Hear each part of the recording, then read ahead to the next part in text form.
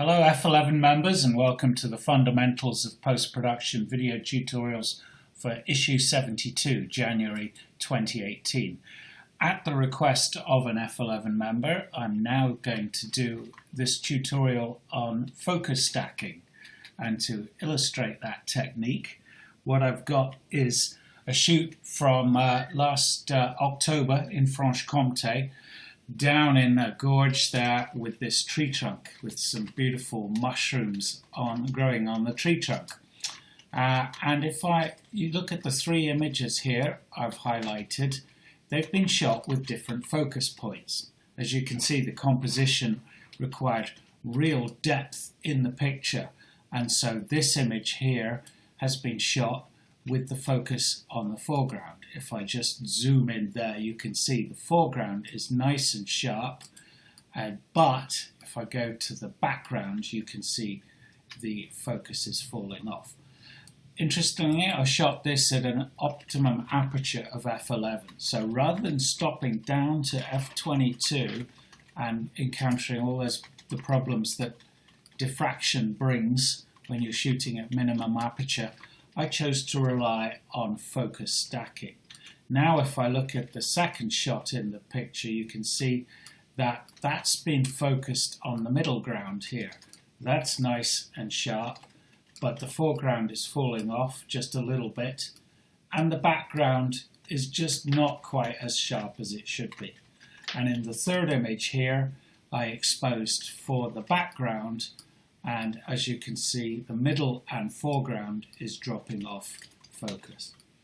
So what I've done is, if I now come back out on those, is I've basically processed all those images exactly the same and synchronized the development on them so that they've all been handled in exactly the same way. All I've actually done to the image, if we look at the develop module here, is I've just literally darkened the image down and recovered a few of the shadows there. That's all I've done to the image. I've then synchronized that and opened them in Photoshop. So let's come out of Lightroom and look at the three images. There they are, open in Photoshop.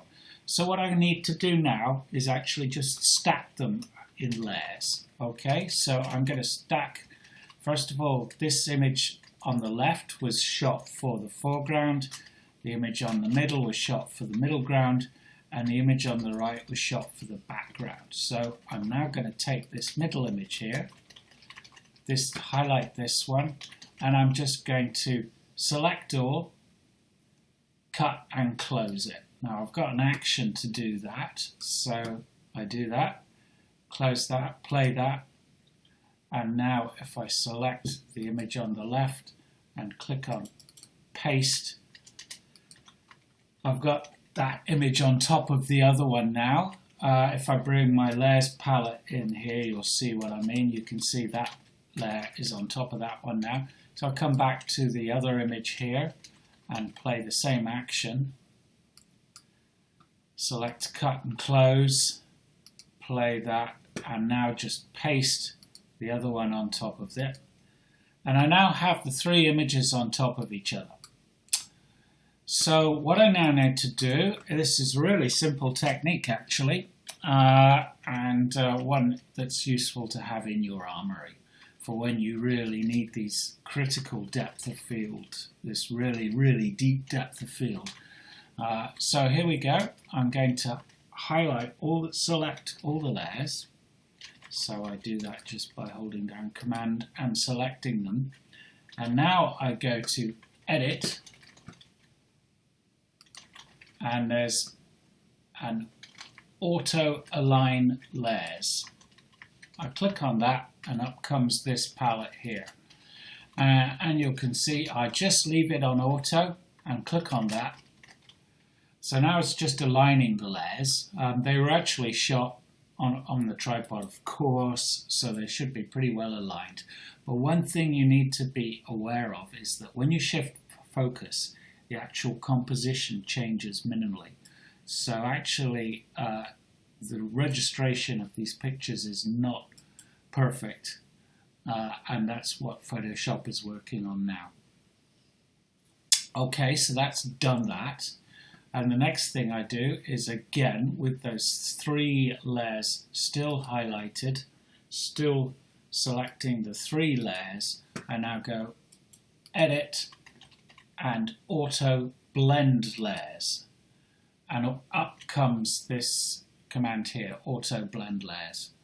And you can see I have here Stack Images selected.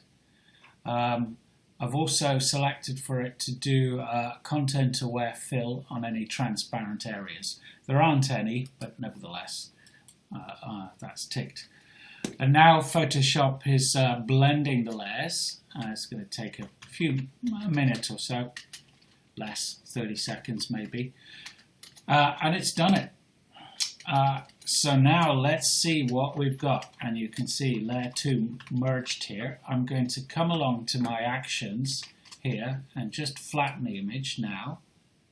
So let's see what I play that, and now it's one image. So let's just zoom in and check our focus throughout the image. And I'll bring my navigator window in so you can see what I'm doing. I'll go up to 100% magnification and check the focus in the foreground. Wow, that's lovely and sharp. Lovely and beautiful quality, actually. The detail in the middle ground, those middle mushrooms, are equally crisp. And the detail in the background is worked well. Now you can do this focus stacking with as many layers as possible, as many layers as you like. I think that's been an interesting exercise that's worked well. Let's just take these layers windows out of the screen now to simplify things. Zoom back out. Now there's one thing that you've got to be aware of. If you look over on the edges here, can you see on this, down this edge here, there's that one area that where I said the problem is essentially that as you change focus in a picture, the actual framing changes minimally, and that's caused this area on the edge, this slightly out of focus area on the edge. Just zoom in a bit more to show you it, actually. Right over the edge there, can you see that edge there? And up the top there. So what we're going to have to do is crop that out. What this means is, of course, when you're composing a picture that you know you're going to use this technique of focus stacking for, is to just give yourself a little bit of extra around the frame to be cropped out subsequently, allowing for this anomaly that focus stacking introduces. So I'm going to bring in my crop tool here, and I'm going to click on crop there. Make sure that I'm zoomed in at 100% now, and I've aligned my area of magnification up the top of the frame now. And I'm just dragging that crop tool to just take out that blurry bit. Now if I move down to the right hand edge there, and I'll do the same with that, same at the bottom. Make sure I've got the right bit here. Okay, crop that out, and the same on the left of the frame.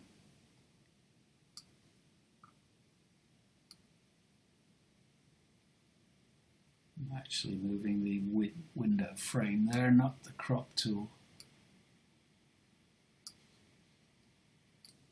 Okay, so I've cropped those bits off the image. I hit enter now, and now zoom back out and consider the image. There's just one thing I want to take care of. Can you see top corners here? Up here, because I was shooting at the maximum focal width of this 16 to 35mm lens, and I had a polarizer on, there's just a touch of vignetting taking place there. So what I'm going to do is I come along, I use my lasso tool here, and I just select that area, and this area here, the two top corners of the image there. I've got an action made just for this. It's called Expand and Fill. It's using content-aware fill to take care of those areas. So I just play that, and that's taken care of that. Zoom in to check they look right. And that is focus stacking in a nutshell. Quite useful technique to have. I do it very, very rarely, but if you're into macro photography, this is certainly something you'll want to know about. Of course, what's critical is that the subject matter is absolutely still between frames. Any kind of movement or blurring would cause problems there. Nevertheless, I shall be using focus stacking in the future where I need to, and please do send in your suggestions about what you would like to see in future post-production video tutorials. Thank you.